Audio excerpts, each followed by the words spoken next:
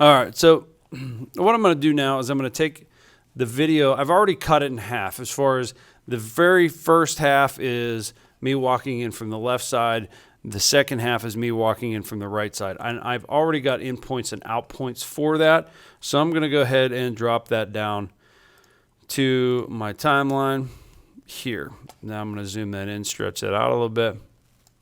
And then I'm going to go back in and do the other half. So I don't have audio to worry about in this case, but what I'm going to do is I'm going to go ahead and outpoint that. That's just going to throw an in point back to the beginning. These videos won't be exactly in half, but that's fine. And so now you can see where I walk in, I sit down. If I mute that, I'm already standing on the other side. I'm going to go ahead and close this out just a little bit so that in the end, I have nobody on either side of the screen. Now, I can create a mask. I'm going to create a mask on the top layer just because it's the track above.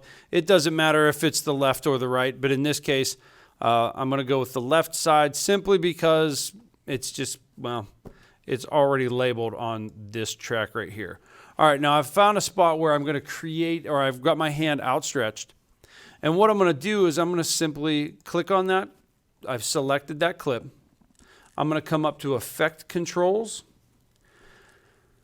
And from here, I'm going to I'm going to open my motion, and then I'm going to come down to opacity. I'm going to hit the drop down arrow.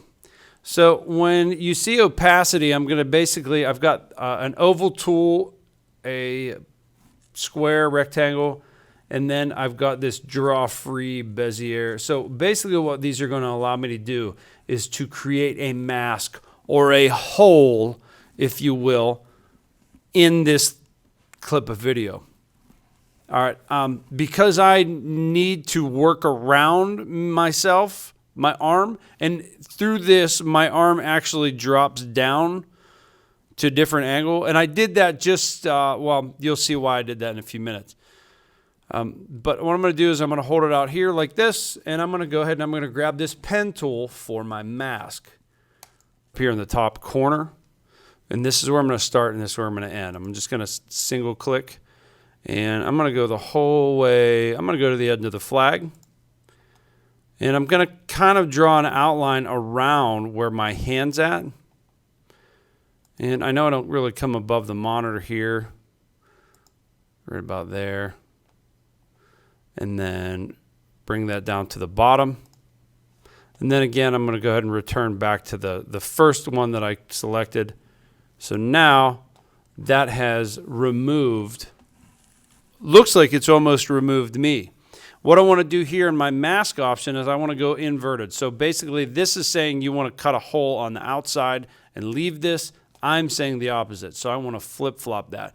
So now what it's done is the area that I have created those dots, it has removed. So you can see that my arm is clearly protruding into the other half of the shot. So if I move over here, I've already grabbed the camera somewhere about, yep, I'm about to grab the camera here, and again, so now you can see where I'm reaching out on the one side and the other. Again, if you watch this from the beginning before anybody comes in, you're going to see the outline of the video. What I want to do now is I want to take the feather option in my mask, and I want to go ahead, and this one's shown at 10%. I'm going to go ahead and stretch it up to about, let's say about 30.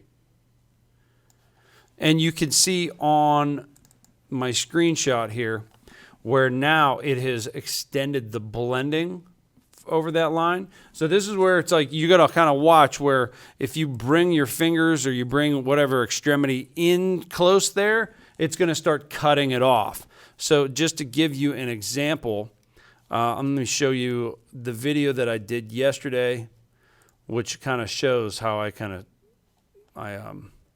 entered this feathered area. Let me pull it up. So that's the video from yesterday. When this comes across, as I enter again, And I'm going to pause it to where my hand does that. All right, so it's moving over. You can kind of faintly see that blending right here. Moves over. It's just pretty much the background is a little bit brighter. And, yep, do you want the camera? No. And what I was doing is checking my watch.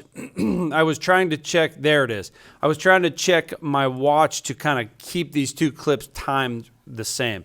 You'll see my fingertips almost start to disappear and kind of fade, kind of doing like a little Back to the Future effect here.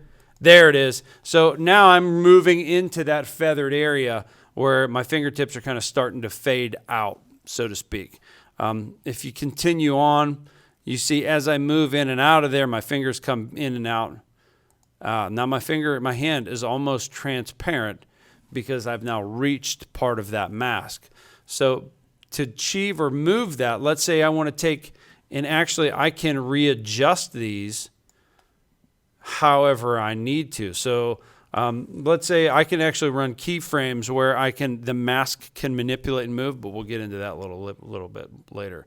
So if I move this way down here, you can see my camera actually is switched positions from where I moved it to put it back. And if I reach my hand out from the other side,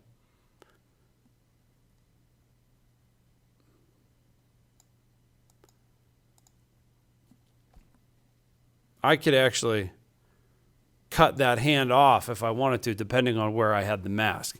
So it can be adjusted accordingly, however you need it to, as you play along.